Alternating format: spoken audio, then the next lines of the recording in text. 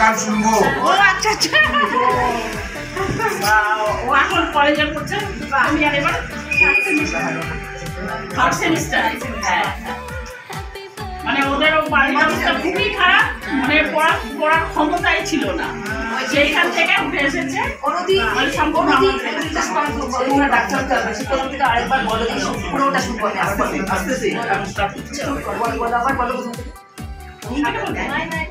থেকে high school পর্যন্ত পড়াই, সেটা আমরা আরম্ভ করিয়ে নিই। তারপরে হচ্ছে তোমার এখন আমরা একটা নতুন খুলেছি যে চাকরির জন্য যে পরীক্ষা দেওয়া হয়, সেটা পুরো টোটালটাই ফ্রি, কোনো টাকা পয়সা লাগবে না এর মধ্যে।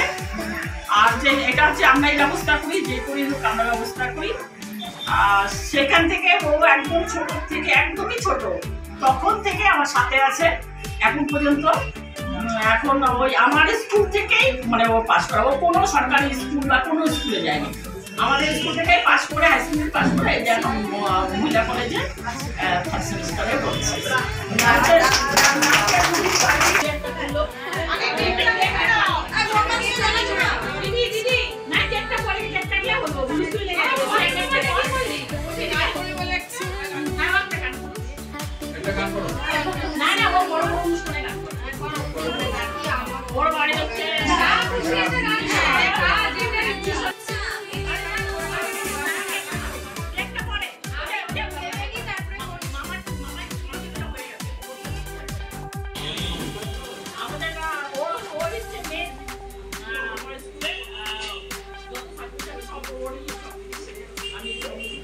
আজকে আপনাদের সামনে নমস্কার, আমি প্রিন্সিপাল ন্যাশনাল একাডেমি।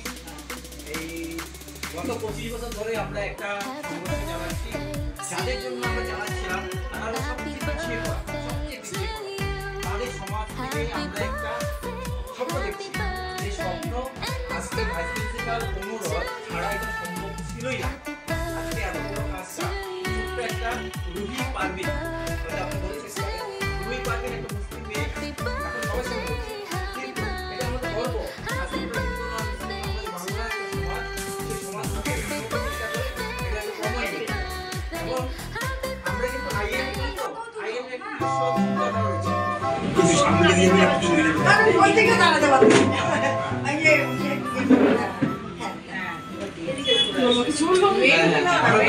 আমরা এমনি ওনার হাত দিয়ে ইনোভেশন, কারণ ওনার এটা আজকে ওনার জন্য এটা তৈরি হলো পুরো বইটা আপনারা দেখাচ্ছি।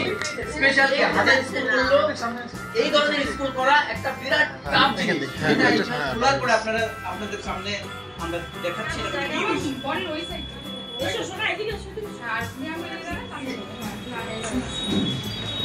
মামকে আসতে হবে, মাম আসতে হবে, আমি উঠাই দিচ্ছি দিদি না ওকে আসতে হবে, ঠিক আছে? চলে যাও চলে যাও চলে যাও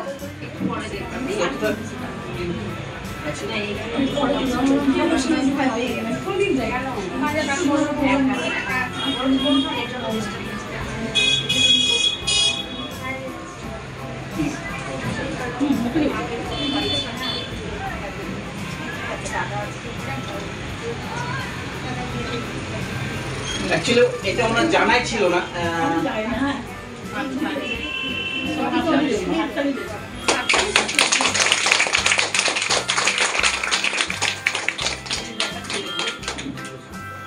ফার্স্ট পেজ যেটা রয়েছে সেটা হলো সব সমাজের একটা বেকার ছেলেরা, যেটা সামনে নিন বলে সামনে নিন বলে প্রায় ক্লিয়ার।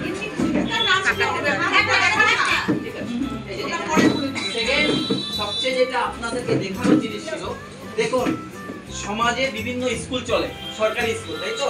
আজকে গরিব বাচ্চারা একটাই রাস্তা আছে, আপনাদের আমাদের সবাই সমাজে পড়ার জন্য প্রাইভেট স্কুল রয়েছে, কিন্তু তাদের কাছে একটাই স্কুল, সরকারি স্কুল। যারা আন্ডার প্রিভিলেজ বাচ্চারা দেখুন সরকারি স্কুলে যখনই পড়ে এই ধরনের শিক্ষাটা তাদের কাছে যায়। তারপরে দেখাচ্ছি এই শিক্ষাটা বিভিন্ন স্কুল আছে, দেখুন বিভিন্ন স্কুলের বাচ্চারা এই শিক্ষাটা ওরা পাচ্ছে, কিন্তু ফলে আরো আছে এই দেখুন এতটুকু ওরা জানে, তাদের নাম বলে দেবো বুঝতে পারবে। এই তাদের স্ট্যান্ডার্ড হচ্ছে, ফলে তারা যখন 12, 10, 12 করে তখন তাদের একটা কালচার তৈরি হয়, সেটা আরো ভয়ানক ব্যাপার। সমাজে এত হাজার হাজার বেকার কেন তৈরি হচ্ছে? এই দেখুন এরা যখন 12 পাস করে তারা নাউন জানে না, প্রোনাউন জানে না, একটা মারাত্মক সমাজে জানে না প্রোনাউন জানছে না, তারা চাকরির জন্য তারা কি ধরনের ইয়ে করবে? ঠিক যখনই আমরা করছিলাম ক্লাস 1 এর বাচ্চাদের এখানে যখন পড়াচ্ছিলেন ম্যাডামরা, এরপর আশুতোষ মুখার্জি বা এরপর আর্যভট্ট, আজকে তখন যারা যে রিটায়ার্ড হচ্ছে, একটা সরকারি স্কুল দেখছেন, একটা এই ধরনের স্কুল দেখছেন, এইখানে বাড়িগুলো তার বাড়িগুলো দিয়ে দিয়েছে।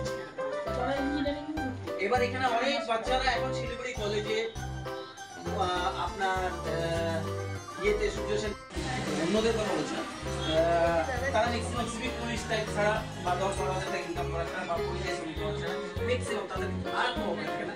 আমরা এখান থেকে নতুন একটা শিক্ষা ব্যবস্থা তৈরি করতে ম্যাডাম অনুরয় এত বড় অনুপ্রেরণা বা তার সময় তার ছাড়া কোনোদিনও সম্ভব ছিল।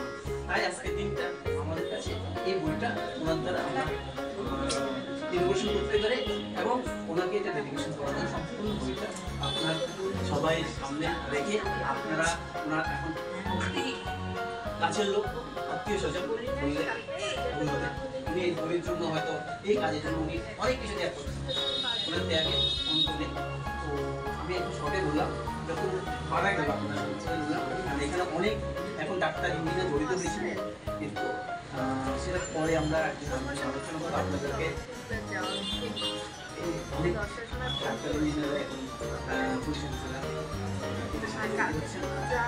আগামী দিনে আপনাদেরও যাতে এই বইতে জায়গা হয়, আপনাদের সবাইকে চাইব, সবার ইচ্ছা, তাহলে আমরা একটা নতুন পথকে বিভিন্ন স্কুল কলেজে